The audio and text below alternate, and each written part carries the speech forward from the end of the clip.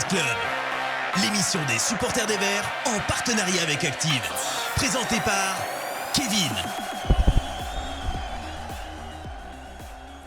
Et bonsoir à tous. Bienvenue pour ce nouveau Synthé Night Club, le 131e et pas des moindres SNC des grands jours, car comme depuis quelques sorties, nos Verts nous font honneur et nous honorent en tout cas d'un très bon résultat avec cette victoire que vous avez vue ce week-end face au leader auxerrois.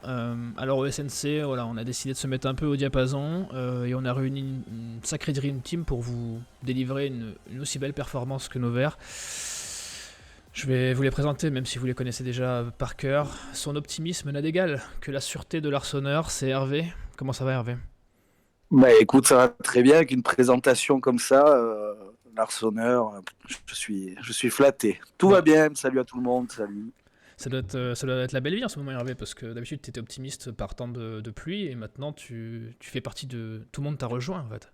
Ben voilà, tu sais, en même temps, à force de répéter des choses, forcément, il y a un moment où elles vont se passer, hein, donc voilà. Mais je le dis à chaque coup, c'est le retour de karma. Et oui, il y en a un autre. Alors le deuxième, vous le connaissez. Alors là, c'est notre star à nous. Sa plume nous émerveille autant qu'un cafaro des bons jours. C'est Joss. Comment ça va, Joss ? Salut Kevin, salut à tous, salut à mon gars sûr de l'Aubrac, dont la comparaison avec l'Arseneur est très pertinente parce qu'il boit à peu près autant que lui.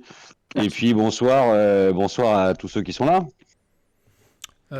Joss, est-ce que tu t'es souvent moqué de l'optimisme d'Hervé ? Tu vas devoir répondre de ces accusations. Ouais, c'est vrai que je vais être obligé de mea culpa parce que effectivement l'optimisme revient petit à petit. Alors j'en suis pas encore au niveau d'Hervé, hein, dont je rappelle à tout le monde ici qui trouvait qu'Aouchiche puait le foot.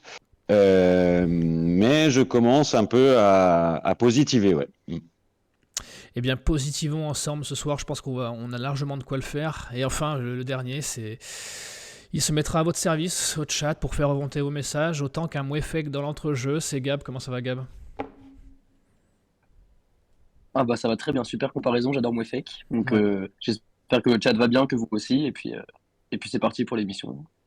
Ouais, c'était pas facile de vous trouver des comparaisons qui vous fassent honneur dans l'effectif de Synthé. C'était plus facile à une certaine époque. Mais c'est vrai que là, avec un effectif de Ligue 2, bon voilà, c'est des compliments, mais faut mesurer quand même. Au programme, messieurs, ce soir, et au programme pour vous, les auditeurs du SNC, le tant attendu SNC Challenge avec deux joueurs... qui n'ont pas toujours brillé dans cet exercice. Un premier aperçu du prochain match à Bastia, un tour des stades de la Ligue 2 et le bon coup des Stéphanois. Mais pour commencer, on va débriefer ensemble le match de ce week-end contre Auxerre. Active Synthé Night Club, le débrief.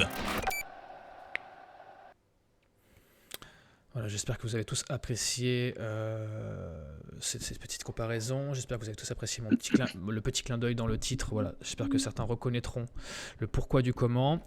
Messieurs, il y a un petit exercice, comme je l'ai dit un peu en off avant, que je fais depuis quelques émissions. Je me dis qu'il y a peut-être des gens qui nous écoutent, qui n'ont pas pu voir le match ce week-end, parce que voilà, ils se sont peut-être dit on va s'en prendre une rouste, et puis voilà, puis finalement j'ai d'autres choses à faire. Donc je vais demander à l'un d'entre vous, et pas des moindres, puisque Joss était au stade ce week-end, de nous résumer très succinctement, avant de nous donner son avis, de ce qui s'est passé dans ce petit match. Alors je résumerai ça en 3 points à retenir. Un match qui a été marqué par des faits d'arbitrage favorables à Saint-Etienne. Je le dis au début, comme ça on peut l'évacuer. Net et sans bavure et nombreux. Deuxièmement, un match d'une intensité assez forte, probablement le meilleur sur ce plan-là depuis le début de l'année et probablement le meilleur match tout court parce qu'il y avait 2 équipes qui ont bien joué. Et troisièmement, un match qu'on a gagné contre une équipe qui, je pense, nous dépassait un peu techniquement, mais on a su répondre par une réponse collective pertinente, et surtout on a eu à peu près autant de grosses occasions qu'eux, mais on a eu un Larsonneur en feu qui a arrêté les leurs et nous on en a mis une. Est-ce que tu peux, avant de donner ton avis un peu plus précis, Joss, nous expliquer ce que tu parles de l'arbitrage, si tu veux l'exorciser tout de suite et qu'on n'en parle plus. Est-ce que tu as des idées en tête pour expliquer ? Ouais, il y a plusieurs faits de jeu, mais les deux plus marquants, c'est en première mi-temps, c'est 2 fautes, une de Batou Benfica, une de Sissoko, qui même si j'aime pas du tout parler comme ça parce qu'aujourd'hui il n'y a pas la VAR, mais avec une révision des images probablement pouvait valoir dans chaque cas une expulsion. Alors bon, moi j'aime pas refaire l'histoire à l'envers, hein. C'est pas parce que Batu Benfica se serait fait expulser que tout le reste du match aurait été catastrophique. Peut-être qu'on l'aurait même pas perdu, mais en tout cas ça aurait quand même changé le scénario du match. C'est clair. Et ça il faut bien le reconnaître parce que moi j'aime bien gueuler quand on se fait flouer, mais il faut aussi savoir reconnaître quand ça a été favorable. Et là je pense que sur ce match ça a quand même été très favorable tout le long du match. Mon petit Hervé, est-ce que tu vois quelque chose que Joss aurait oublié sur ce match pour le résumer grossièrement à nos auditeurs? Alors ça va être très grossier de le résumer et le rappeler, mais l'ambiance à Geoffroy Guichard, une fois de plus, qui a été exceptionnelle, guichet fermé, bondé dans les deux copes, dans toutes les tribunes, un vrai 12e homme.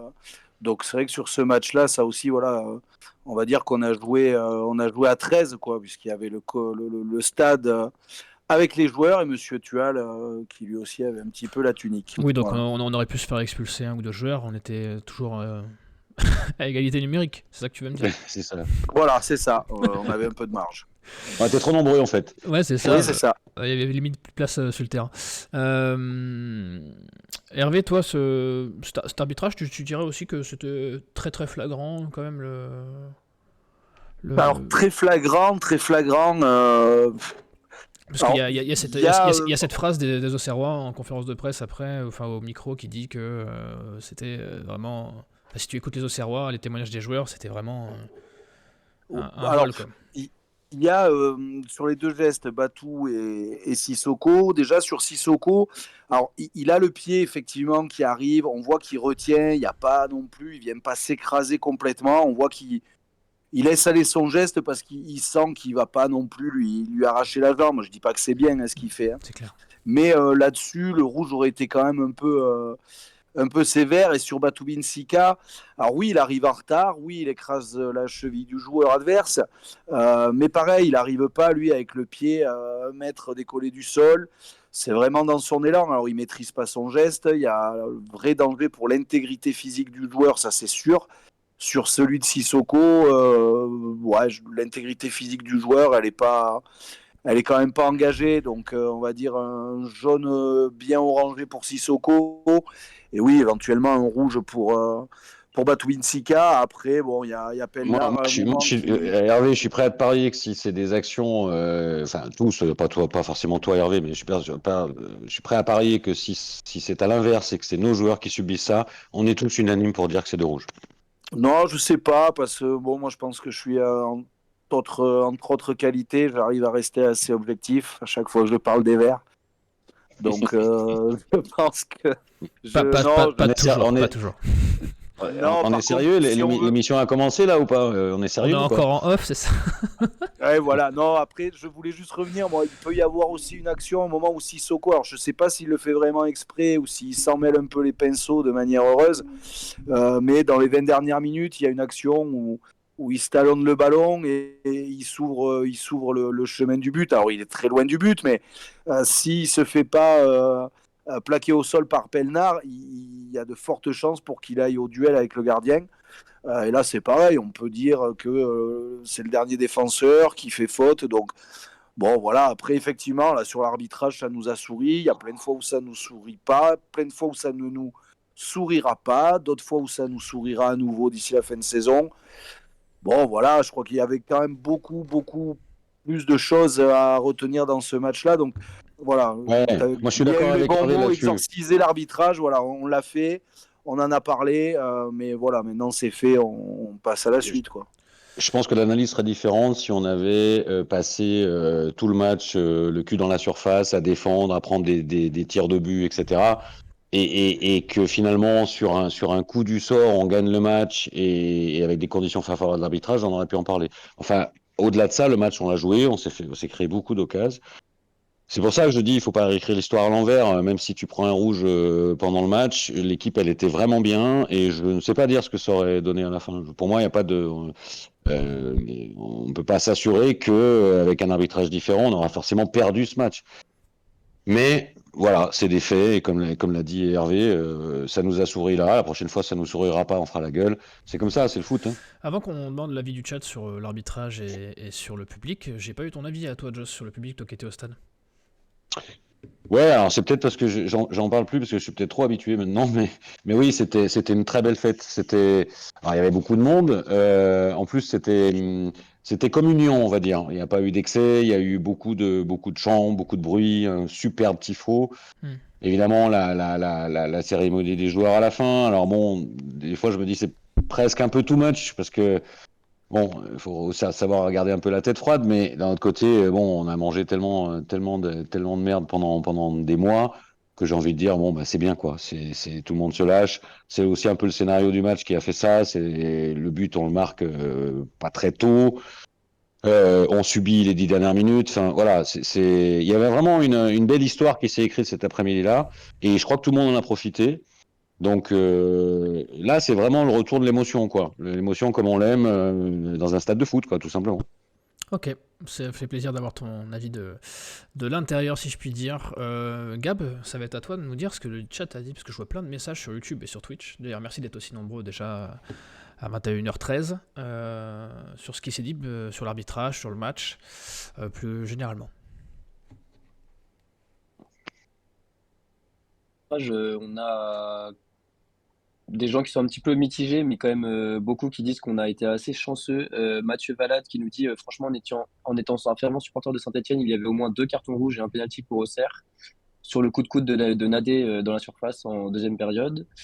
Euh, Pili Albert qui nous dit que je pense quand même que le but auxerrois refusé était bien hors jeu. Donc là, on parle du but inscrit dès la 20e seconde Oui, c'est vrai. qui nous a bien fait suer. Sinon. Ouais, sinon tout le monde est assez d'accord pour dire qu'on s'en sort très bien sur les cartons rouges qui n'ont pas été donnés, même si, comme disait, je crois que c'est Hervé qui parlait de l'intégrité physique pour la faute de Sissoko. Il y a Patrice qui est d'accord pour dire que Sissoko retient son coup. Il pense que le jaune aurait été suffisant. L'arbitre n'a pas mis de carton du tout, donc voilà, tant mieux pour nous. Sinon, sur l'ambiance de folie, bah, il y a Jérém Magique qui dit que l'ambiance a peut-être influencé l'arbitre aussi. Justement, l'ambiance des grands soirs en faveur de Saint-Etienne qui peut-être a un petit peu fait basculer l'arbitre de notre côté. Et sinon, on a aussi ceux qui se projettent pour la fin de saison. Yannick Goulet qui nous dit que le match de ce week-end, la victoire de ce week-end montre que tous les scénarios restent possibles, même si ça sera très dur. Piazza Le Breton, victoire très importante face à une belle équipe d'Auxerre grâce à un beau collectif et un super Larsonneur, et aussi dû à un arbitrage très favorable pour Saint-Étienne, mais pour une fois que ça nous sourit par rapport au début de saison. Et sinon, on a Céline qui nous dit que c'est le match le plus abouti de la saison. Je pense que ça, on est tous d'accord pour le dire. Et pour revenir sur l'arbitrage, on a Tommy Le Goat qui nous dit que c'est peut-être la chance des équipes qui montent en fin de saison. Donc réponse en mai. La fameuse chance des champions. Celle-là même. Ouais, c'est vrai, c'est bien, ça va faire ma transition tout de suite. J'ai entendu que tu m'as parlé de Larceau. J'en ai noté 4 grosses, des parades de Larceau à la 29e, 60e, 62 et 67. Et l'ASS qui est encore sur un nouveau clean sheet. On est meilleure défense du championnat, nouveau clean sheet, je sais plus exactement à combien on en est. Les gars, je voudrais votre avis sur ce... C'est un peu la patte d'Aloglio quand même depuis qu'il est arrivé, cet aspect défensif retrouvé. Sur les clean sheets, sur la défense, sur l'Arseneur, j'aurais bien votre avis, Joss. Oui, bah, très probablement que ce qu'il est arrivé à apporter à cette équipe de plus de sérénité, plus de maîtrise, surtout de plus d'efforts collectifs les uns pour les autres. Les clean sheets, ils sont dus dans un certain nombre de cas à des très belles prestations de l'Arsenal, mais je pense qu'ils les faisaient déjà avant. Après, je trouve qu'on défend mieux parce que les côtés sont mieux protégés. Et qu'il y a plus d'efforts faits au milieu pour couper les lignes de passe, pour les replis. Les joueurs qui sont arrivés au mercato, enfin, je sais pas si vous avez vu le travail que peut faire un Cardona sur les replis défensifs, c'est quand même assez impressionnant. C'est un peu tout ça la défense d'une équipe, c'est pas uniquement les 2 ou 4 mecs derrière. Et puis une charnière qui, quelles que soient les associations, s'est bien solidifiée. Donc ça, c'est intéressant aussi parce qu'on s'aperçoit qu'il y a 3 joueurs pour 2 postes qui font le job.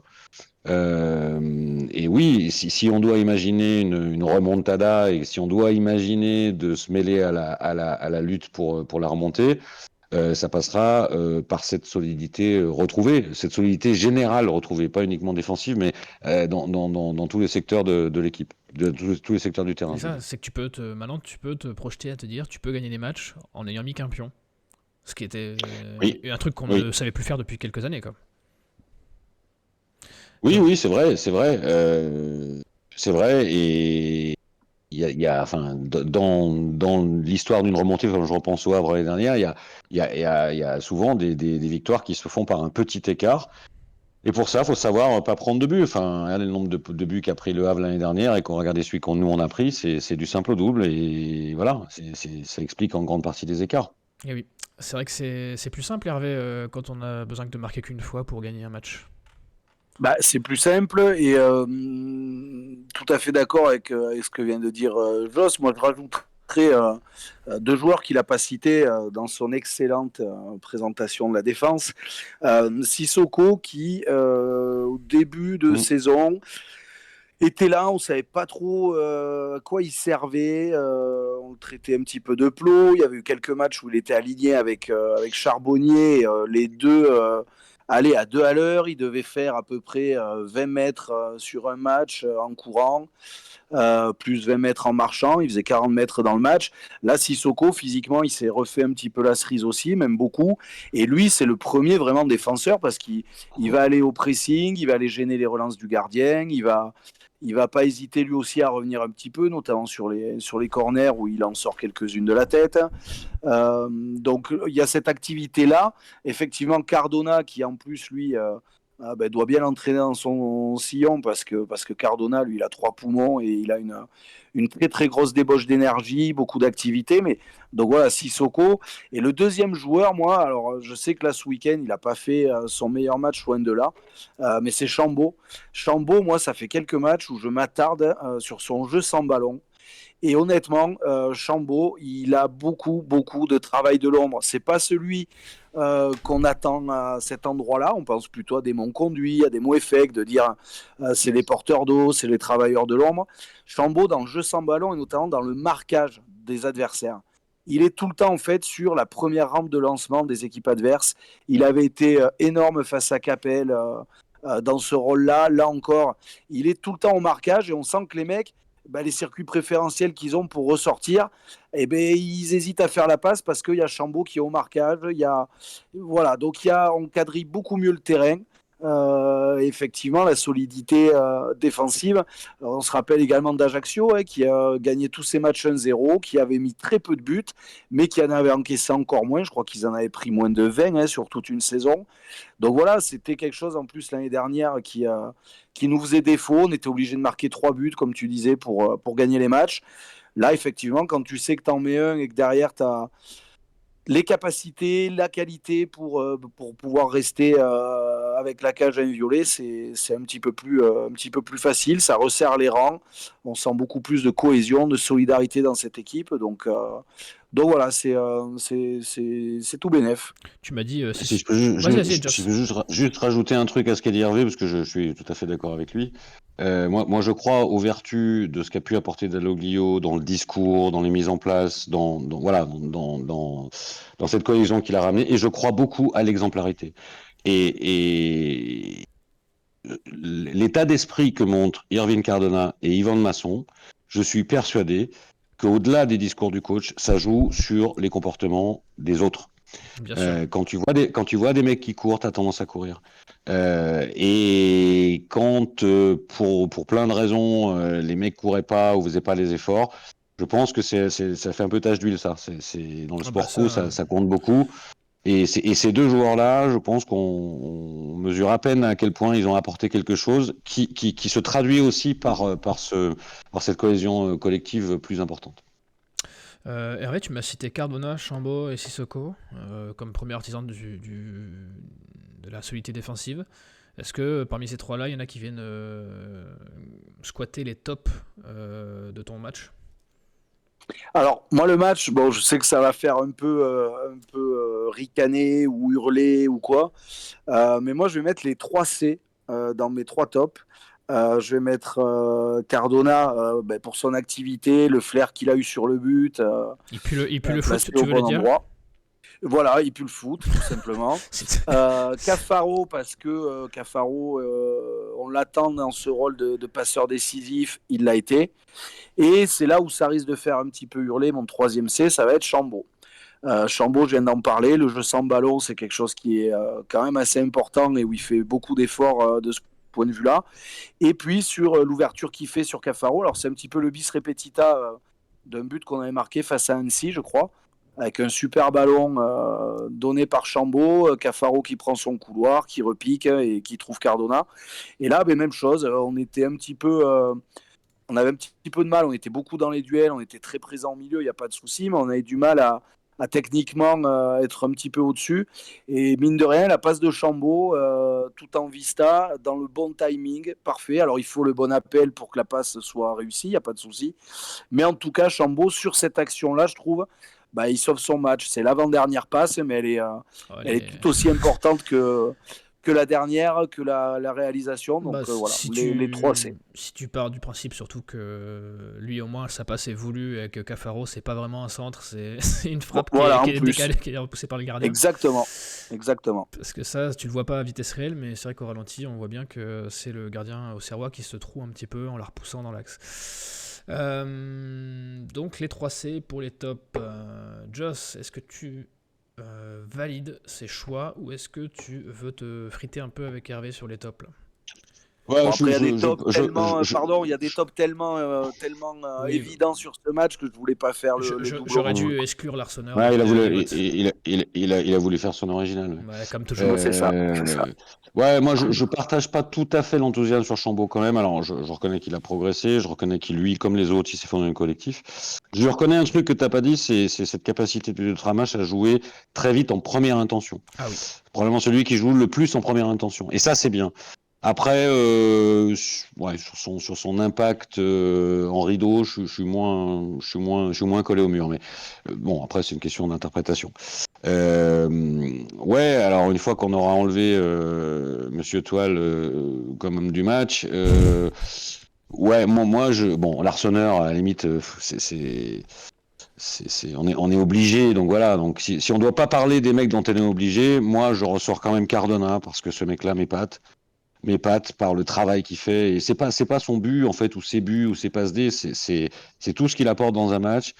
Le coffre qu'il a pour un mec qui finalement s'est remis à jouer il n'y a pas très très longtemps en termes de compète. Moi, je suis quand même bluffé par ce mec-là. J'ai bien aimé, alors, puisque moi je vais en choisir d'autres, j'ai bien aimé la rentrée de Mouefek. J'étais un tout petit peu. Je me questionnais parce qu'on sait que c'est un garçon qui est un peu fragile, il revenait de blessure. Je l'ai trouvé vraiment bien. Et puis, alors je vois qu'il a été noté un peu moins bien et je pense que c'est en rapport de cette grosse boulette qui aurait pu nous coûter un but. Mais moi, j'adore l'état d'esprit d'Ivan Masson. Je suis désolé, mais si on reprend, là, je sors du match et je prends depuis le début de l'année, je pense que c'est un des mecs qui apporte le plus à cette équipe. Ok. Gab, qu'est-ce qui se dit dans le chat sur les tops, les flops? Je vois beaucoup de noms qui reviennent. Ouais, il y a pas mal de messages, donc je vais dire en premier celui de Jo42 qui l'avait envoyé un petit peu tôt quand on faisait le retour sur le match. Donc pour lui, le trio à retenir, c'était l'Arseneur, Mouefek et le buteur maison Cardona. Et après, pour les plus faibles du match, un petit peu comme on a dit, Chambaud, qui était un peu moins bien que les derniers temps et qui dit qu'il a évidemment raté l'énorme occasion en fin de première mi-temps. Et aussi Apia, qui n'était pas à son avantage sur ces 30 minutes puisqu'il est sorti blessé. Sinon, on a El Cato, comme ce qu'on disait, qui retient l'Arseneur, Cafaro et Cardona. Tout comme Céline qui nous dit que l'Arseneur est extraordinaire pourvu que la SSE le garde. Un homme bien dans tous ses arrêts, un super gardien. À lui seul, il tient l'effectif. Sinon, on a Jérém Magique qui nous retient Cafaro, Cardona et Masson. Donc, alors que Joss le trouve un petit peu moins à son avantage ce week-end. Et par contre, il il est d'accord avec Jo42 pour dire que Chambaud et Apia étaient moins à leur avantage du coup aussi ce week-end. El Cato 42 qui nous rappelle que Cardona est hallucinant, tous les efforts qu'il fait dans le match, c'est incroyable. On a Albert qui nous dit que on a souffert quand les milieux n'en pouvaient plus. D'ailleurs, les rentrants ont fait un très bon boulot. Donc c'est à souligner ce week-end. C'est vrai que les entrants, Mm. Bentaïk, Bouchouari, etc., ont été à leur avantage. On a Tommy Le Goat qui, par rapport à la blessure d'Apia, nous dit que ça peut être un mal pour un bien. C'était le plus mauvais sur le terrain ce samedi. Replacer Masson à droite et Petro à gauche, ça peut être pas mal pour les prochains matchs. Donc à voir. Et sinon, on a Brian sur YouTube qui nous dit que Nadé, dans la continuité des dernières semaines, a été très très bon ce samedi. Et Tommy Le Goat qui nous dit l'Arseneur, Cafaro, Cardona, voilà le top 3 avec Mouefek en top 4. Et oui, t'as raison. Je vais pas vous faire l'offense. Vous avez des flops, les gars, en vrai? Parce que je suis même pas sûr qu'il y en ait sur ce match des grosses déceptions. Si, il y en a un, c'est le pauvre Denis Sapia Oui, pendant bon. 20 minutes. Voilà quoi. Mais ça fait quelques matchs que ça pioche. Et j'y ajouterai pour la bonne bouche et pour faire plaisir à mon team, Mémon, premier quart d'heure de Petro, c'était un peu compliqué quand même. Voilà. Un peu compliqué. Oui.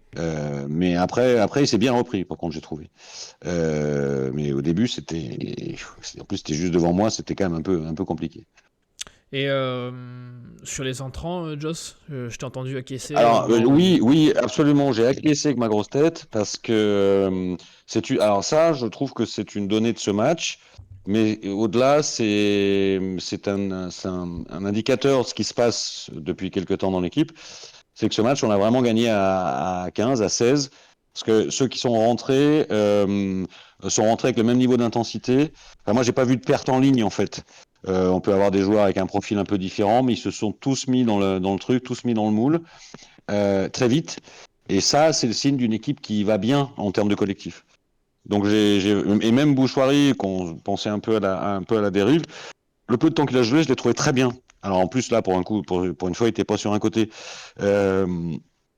Mais c'est vrai que bon, Apia sort, on fait rentrer Petro et puis Masson passe de l'autre côté, ça fonctionne. Au bout d'un moment, ça fonctionne. M'Boku a fait ce qu'il avait à faire. Enfin, on sent que on n'a pas un banc qui est très très profond. Par contre, les 3, 4 mecs, 5 mecs qui doivent rentrer là, ils ont montré qu'ils rentraient au même niveau que les autres. Et ça, c'est super important parce que même si on joue qu'un match par semaine, les 10 derniers matchs, il faudra les jouer à 14-15 si on veut avoir l'intention d'en gagner un maximum pour viser un barrage ou une accession. Hervé, sur les... on va faire un package entre les flops et les entrants. Est-ce que tu as quelque chose à rajouter? Bon, flop, c'est difficile de sortir un flop sur ce match-là. On a tellement connu de matchs où c'était difficile de sortir des tops et on n'en sortait pas. Bon, ben là, sur ce match-là, on va pas sortir de flop. Après, les entrants, effectivement, Bouchouari, on l'a dit, hein, parfois un peu la tête à l'envers, un peu faire la gueule. Benteg, qu'on n'avait pas vu depuis très Oui, très très longtemps bien. sur les pelouses. J'étais pas, moi, ultra rassuré quand tout ce petit monde-là est rentré. Autant Tardieu qui rentre, bon, on sait que c'est une des valeurs sûres. Quand il faut voilà, aller gagner un petit peu de temps, tenir le ballon, voilà, faire un petit peu souffler tout le monde, on sait qu'il va être précieux. Par contre, voilà, je redis, Bouchouari, Benteg, j'étais pas vraiment rassuré. Et puis au final, ils ont fait leur petit bonhomme de match. Moi, je mettrais un petit bémol sur M'Boku, depuis son but contre 3, je trouve qu'il passe un petit peu au travers. Bon, comme la semaine dernière contre le PFC, c'était un match compliqué pour lui, comme pour toute l'équipe et comme pour tous les joueurs. Là, sur l'entrée, bon, je l'ai pas trouvé. Je l'ai pas trouvé transcendant en fait. Mais après, non, pour le reste, oui, on sent qu'on a un vrai groupe, une vraie solidarité dans ce groupe-là. Et puis quelques solutions malgré tout, quand vous avez Tardieu sur le banc, quand vous avez Briançon, hein, le capitaine, qui était sur le banc aussi. Bon, voilà, on a quelques petites cartouches, on va dire. Ouais, ça fait plaisir. Et avec tout ça, mine de rien, parce on arrive déjà à une demi-heure de débrief, donc on va commencer à se tourner vers la Ligue 2 et ce qu'elle a fait dans sa généralité ce week-end. Mine de rien, Avec Laval qui mène face à Grenoble d'ailleurs. c'est vrai. Enfin, mais c'est fou cette pertinence que tu as toujours, Hervé. C'est toujours dans Ouais. le bon timing, le bon truc. Moi, ça me. Quel ça me- talent, quel talent, quel on, talent. Voilà. moi, je serais le chef, je te mettrais toutes les semaines. Bon, c'est pas. Ouais, pareil. Ouais. Bah, si je Pareil, peux pas mieux. moi j'aimerais bien. Alors, petite parenthèse, message au chef, même s'il écoutera que demain au boulot. Moi j'aimerais bien faire ma chronique toutes les semaines. Ouais. Comme ça, je viens, je fais 3 minutes, je vous fous la paix et je repars, quoi. Le problème, c'est que si tout le monde se met à faire une chronique, Joss et toi dans la même émission, c'est plus possible. C'est sûr. Non, mais juste ma petite chronique, tu sais, que l'amour est dans le pré, à 3 minutes. À C'est vrai qu'on avait les jingles, ils ont très vite disparu. C'est vrai. Paix à leur âme. Je sais pas où ils sont. Voilà. Si quelqu'un les retrouve, qu'il nous les envoie. Donc tout ça pour dire qu'au classement, on se retrouve propulsé. On se retrouvait du moins propulsé à la 3e place. C'est plus le cas à l'heure où je vous parle, puisque Laval est en train de mener. Donc on repasse 4e. Qu'est-ce qu'on doit aller chercher? Parce que on est quand même l'équipe qui fait la bonne opération de ce week-end. Il n'y a pas une victoire dans le top 7 à part nous. Sauf Laval s'il venait à confirmer ce soir. Oui, ce que j'allais dire, peut-être Laval va faire une belle opération aussi, s'il confirme. Enfin bon, c'est que le début, mais. Mais on se retrouve à 7 points d'Auxerre. C'est pas beaucoup. Si on recule dans le rétro, vous me direz 7 points de moins, on tombe avec Ajaccio 11e. Ce classement, on est quand même dans le bon wagon, Hervé. Bon, on est dans le bon wagon et en plus, outre les résultats et la bonne opération qu'on fait, même si Laval en fera une excellente aussi, si on parle des séries, on voit que Auxerre patine un petit peu et a du mal à retrouver le football qu'ils avaient vraiment fin d'automne, cœur de l'hiver, a marqué beaucoup de buts. On voit que ça patauge un petit peu pour eux en ce moment. Angers, pareil, a eu un petit peu de mal. Laval et Grenoble, par exemple, qui s'affrontent ce soir, bon, c'est carrément la décompression depuis 7-8 matchs. Donc voilà, il y a Caen qui est toujours là en embuscade aussi. Mais voilà, sur la série, sur l'année 2024, on est très très bien. Donc là, on va forcément. Je vais même corroborer ton propos, Hervé, puisque j'ai un magnifique visuel que je vous affiche, Tu vois, que quelle passe D. Karl nous a fait. Bon, Karl, il est ce qu'il est, mais en tout cas, il fait des beaux visuels. Depuis la journée 18, Saint-Étienne est premier, avec 21 points, à égalité avec Dunkerque. Donc, on est clairement l'équipe en forme de ce tableau, Hervé. Voilà, on est l'équipe en forme et du coup, voilà, peut-être que là, on va parler des 10 derniers matchs, on va dire le sprint final, etc. Peut-être que nous, le sprint, on l'a attaqué, on est parti sur une espèce de semi-marathon et qu'on l'a attaqué il y a déjà 7-8 journées, quoi, cette dernière ligne droite pour la saison. Là, on est bien parti, puis il y a des choses surtout qui se mettent en place qui n'étaient pas encore tout à fait vraiment réglées. Il y a de ça un petit mois. Mon conduit, au début, on ne savait pas trop. Bon, maintenant, on a bien compris que c'était un des hommes forts de Dalloglio. La charnière, on se pose encore les questions, mais Danadé, ça va être compliqué d'aller y prendre sa place. Enfin, voilà, il y avait des choses comme ça. Cardona, est-ce qu'il va retrouver un petit peu le physique? Cardona ou Mboukou, lequel des deux va arriver à performer le plus vite? Là, voilà, il y a des choses qui se mettent en place. Il y a une équipe type très clairement qui se dégage. Mouefek, on voit que s'il est disponible, pareil, il a la préférence du coach par rapport à un Tardieu, par exemple. Bouchoirie, n'en parlons même pas. Voilà, il y a des choses qui se mettent en place, il y a de la cohérence qui se gagne semaine après semaine, donc c'est tout bon pour nous. Il faut croire à ce qu'on peut croire et rêver, ou en tout cas croire à la montée, que ce soit par les barrages. Si on n'y croit pas là en étant 3e ou 4e à 10 journées de la fin, bon, ça sert pas à grand chose d'être supporter et d'aimer le football justement pour les émotions qu'il procure et avoir un petit peu de rêve. Donc oui, il faut croire à la montée maintenant plus que jamais, quoi. Sans les barrages, hein, si j'ai bien compris ton ambition. Ouais, c'est sans les barrages. plutôt. Après, on peut toujours aller chercher cette deuxième place, mais à minima, les barrages, ouais. Ok, donc tu es d'une nature optimiste sur les objectifs de santé. Tout à fait.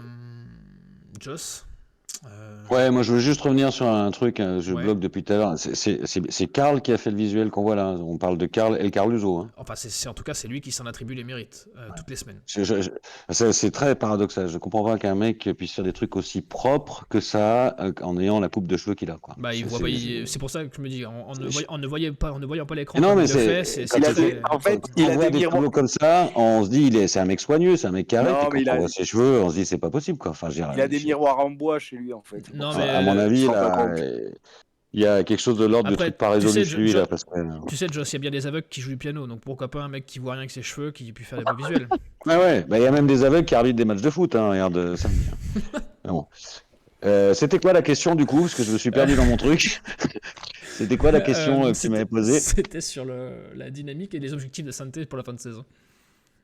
Oui, bah moi je me laisse surprendre. C'est-à-dire que j'ai été de ceux qui pendant très longtemps ont dit non mais de toute façon faut oublier, faut oublier. Et puis voilà, on se rapproche du terme. Devant ça avance pas, les écarts se réduisent et surtout je vois des choses cohérentes d'un match à l'autre. Donc je commence à me dire pourquoi pas. Après, j'arrive encore pas à franchir le pas de l'enthousiasme, démesuré qui viserait à dire qu'on va viser la deuxième place. Mais les barrages, oui, les barrages, ça paraît clairement possible. Tu penses pas qu'on va Même aller si chercher je Angers? pense que si, c'est possible, c'est de plus en plus possible à chaque match. Maintenant, j'ai été tellement échaudé avec cette équipe que j'ai envie de faire preuve de mesure.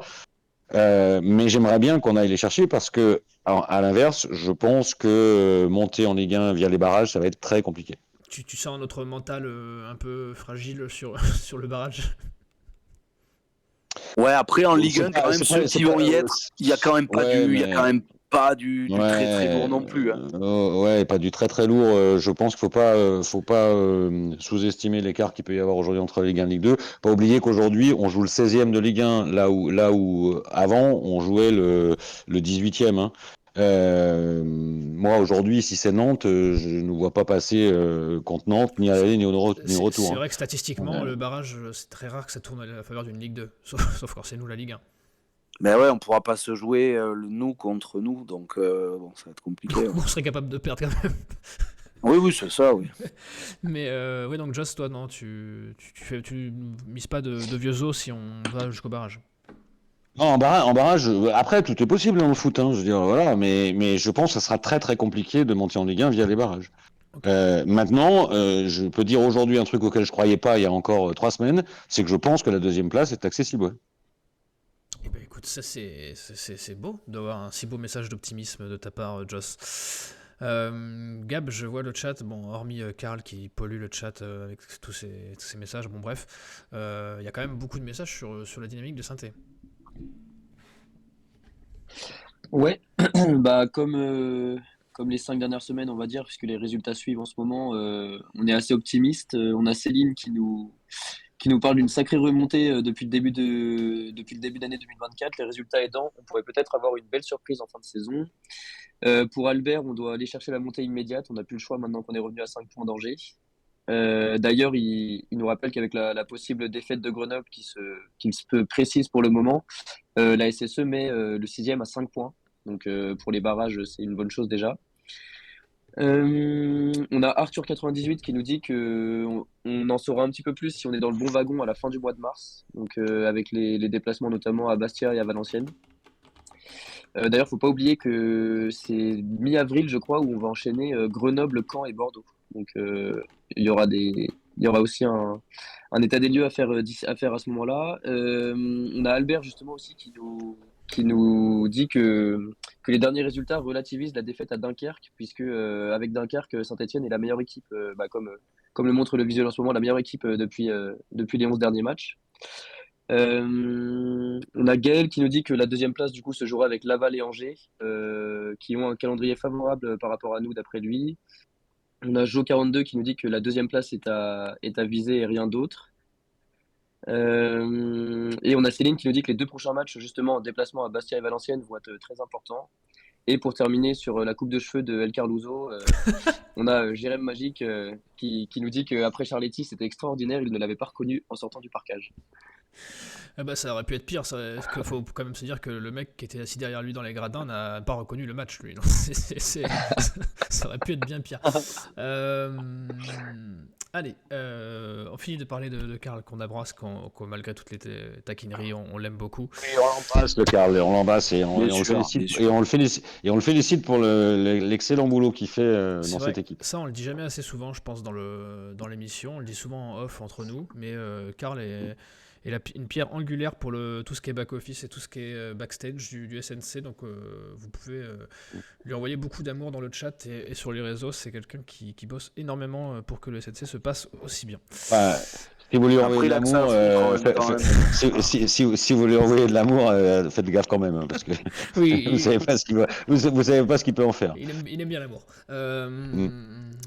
Messieurs, on va trêve de bavardage. On va quand même parler du prochain match parce qu'il y a quand même un match qui arrive. Active Saint-Étienne Night Club. Le prochain match. Ah non, vous voulez pas voir les DM de Karl sur les réseaux quand même, on n'en est pas là. Mais un jour peut-être, si on monte en Ligue 1, Joss dévoilera les insights des DM de l'équipe. Je balancerai tout. Il balancera tout. Je suis un déglingo, j'ai rien à foutre, je balance tout. Ah, et bien parti, il va même le balancer sur RMC, parce qu'on rappelle que Joss est en duplex de RMC tous les soirs, donc il peut le faire. Messieurs, le prochain match à Bastia. Une terre qui, historiquement, nous réussit un petit peu, mais pas tant que ça non plus dernièrement.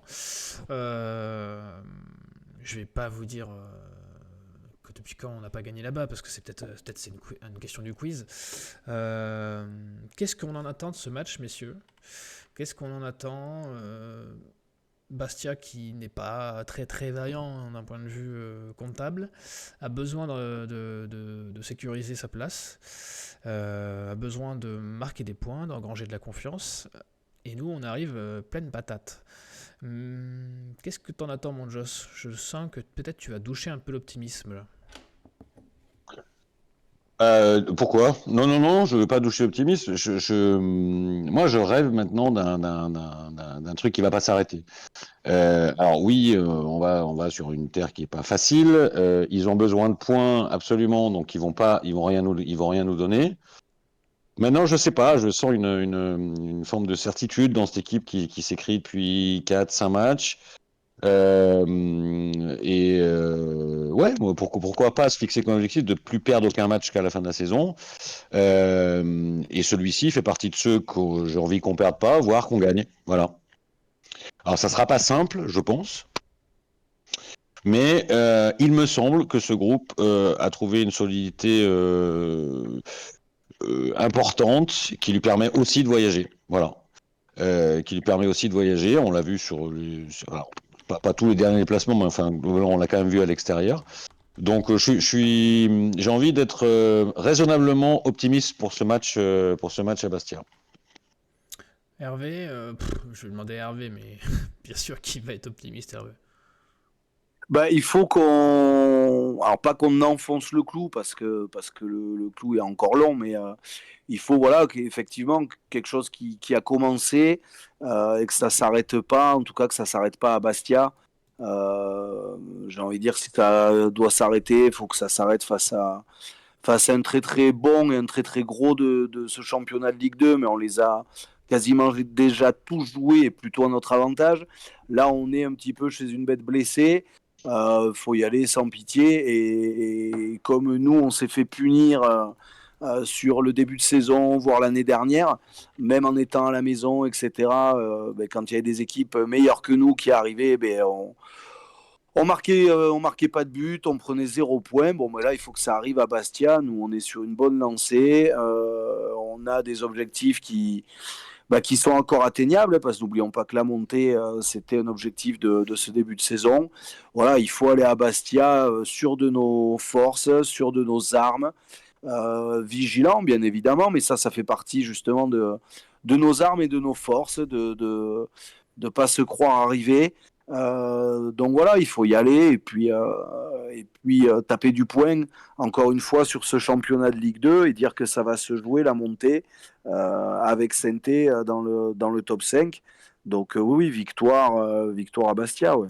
Et puis sachant que j'ai affiché le calendrier de la prochaine journée, calendrier qui peut nous être favorable, puisque dans le top 7, il y en a beaucoup qui soit n'ont pas un opposant facile, je pense à Laval qui va recevoir Dunkerque, ou soit des jeux qui vont se jouer entre eux. Il y a Auxerre-Caen, il y a Grenoble qui va à Rodez Rodez, aussi, Rodez, c'est pas Grenoble, gagné c'est ça, pour ouais. eux. Hein.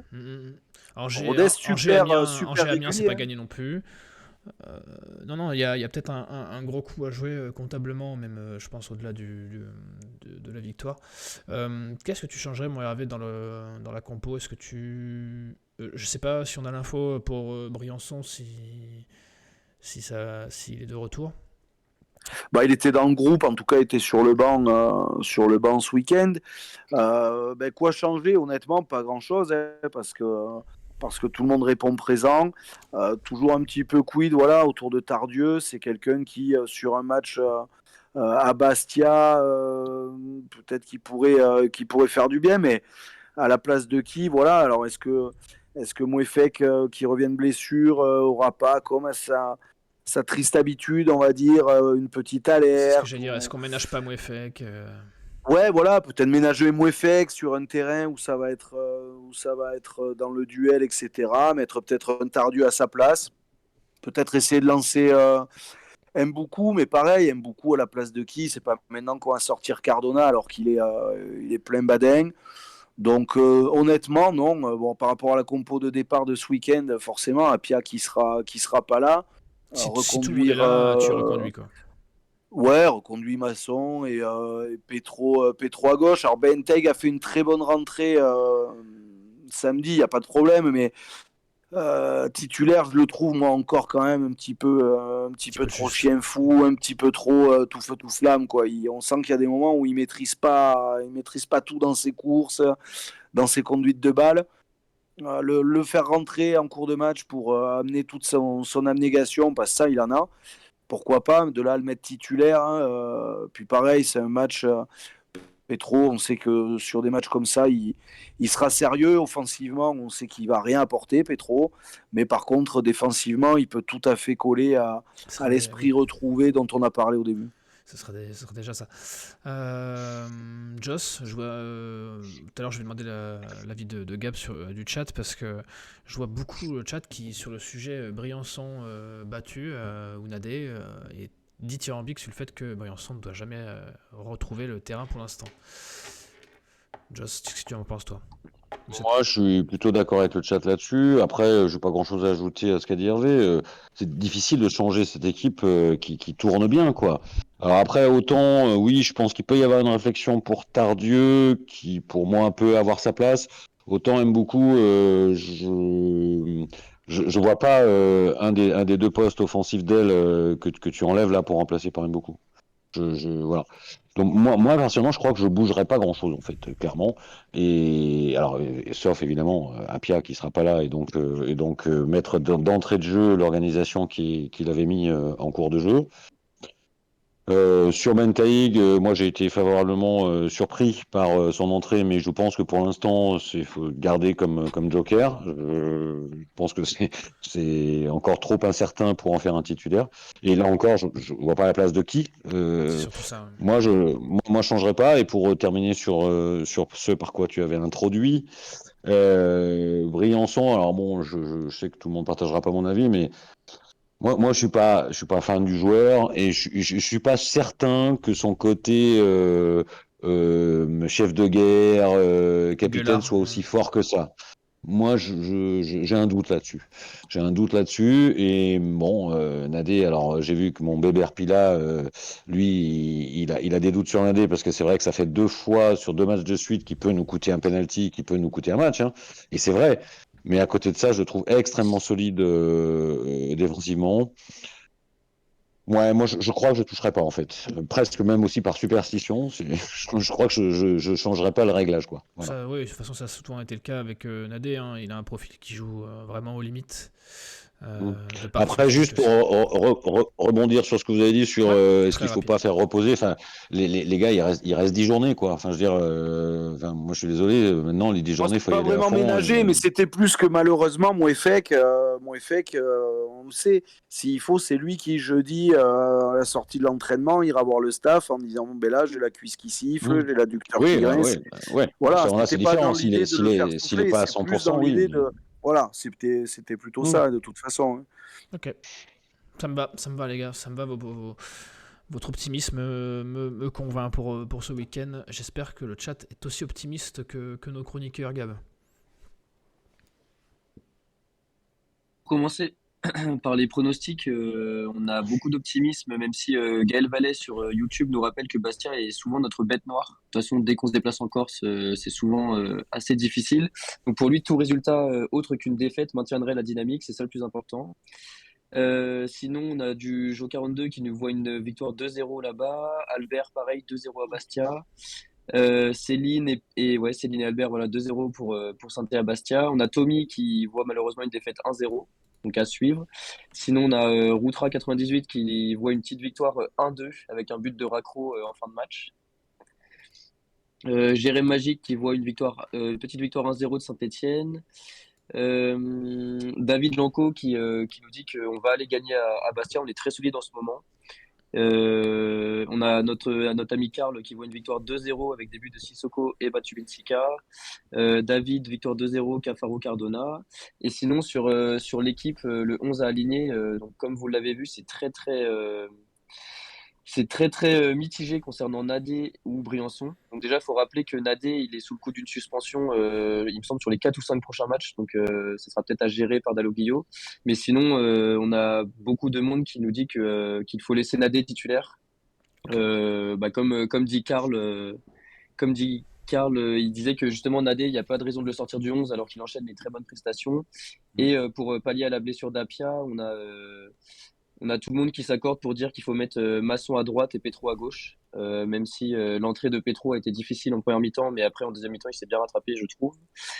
Et sinon, concernant Ben Taïg, faut aussi pondérer avec le fait que en fin de match, Auxerre jouait très haut. Du coup, il y avait beaucoup d'espace dans le dos, donc il Ouais. pouvait utiliser sa vitesse. Je pense que face à des équipes bloc bas comme Bastia ou Valenciennes, les deux prochains matchs, ce sera plus difficile. Merci Gab, merci le chat. Et voilà, je sais que vous avez vu du spectacle ce week-end, vous verrez sûrement, je l'espère en tout cas, du spectacle le week-end prochain. Mais là, il y a un tout autre spectacle qui se dessine devant nous. Je vous l'avais vu à l'écran, je vous l'ai affiché pendant que Gab faisait ses retours du chat. Le Centennial Club Challenge aussi arrive bientôt à sa fin et vous le voyez, un wagon détaché, un wagon de 4 complètement détaché derrière, un wagon de 2 qui s'efforce de grimper en haut, et au milieu de tout ça, nous retrouvons nos deux protagonistes du soir, Joss et Hervé, qui sont au coude à coude dans le milieu de ce classement. Alors le quiz est Mon Hervé, on est un peu le ventre mou tous les deux, tu vois. C'est ça, ouais. Je t'avais dit que tu avais pris ces derniers temps, tu vois, c'était ventre mou. Ouais, mais les gars, là, c'est encore plus grave. C'est-à-dire que même un match nul sur les 4 questions, c'est-à-dire 2 points chacun, ne vous arrangerait même pas, puisque ça vous ferait encore baisser votre note. Donc là, il faut absolument qu'il y en ait un de vous qui s'impose. Et pour ça, je vous ai prévu un quiz assez simple. Du coup, je sais que quand il y a Hervé et Joss, il faut surtout pas que je fasse d'enchères.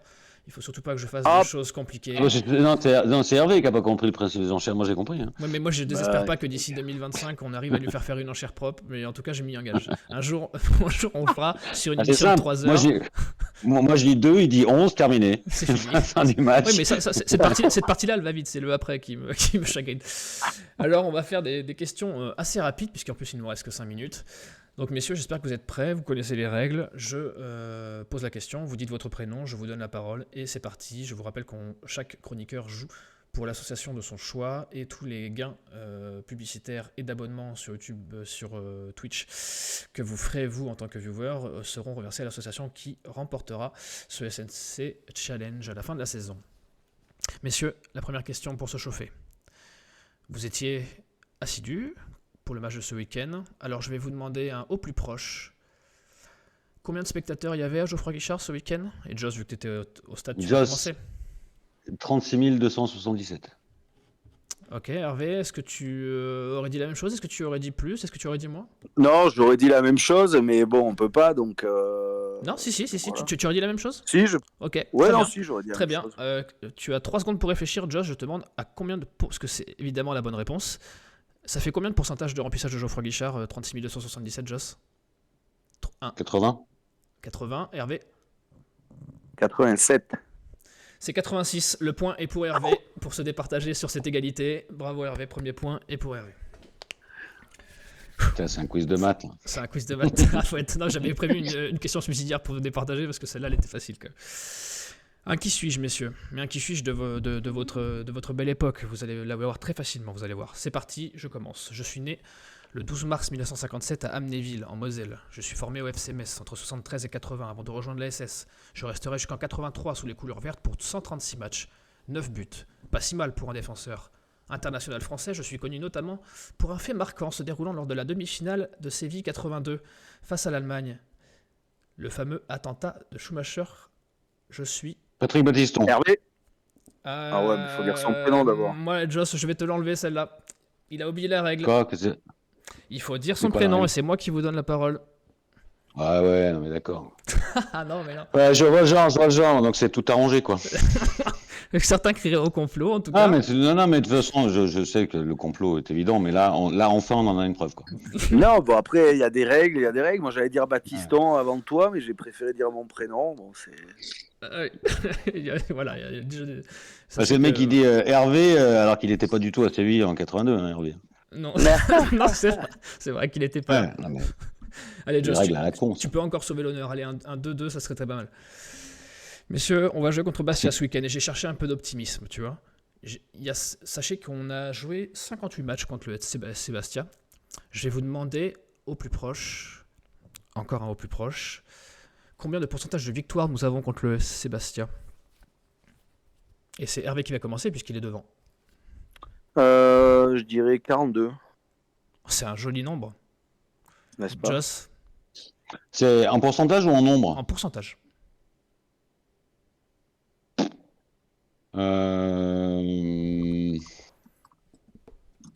J'aime bien les Oh, pourcentages. ça pianote. Oh, ça Non. C'est moche. Il a dit combien? Mec de l'Aubrac? Il a dit 42. Est-ce que 42, il en sait rien, il choisit un nom comme ça au hasard. Quoi. Est-ce que Alors moi je vais dire plus, je vais dire 43. Oh, il est petit joueur, oh, il est petit bras, et je me pondère, je dis bien petit bras, je n'ai pas voulu dire ce que je voulais dire.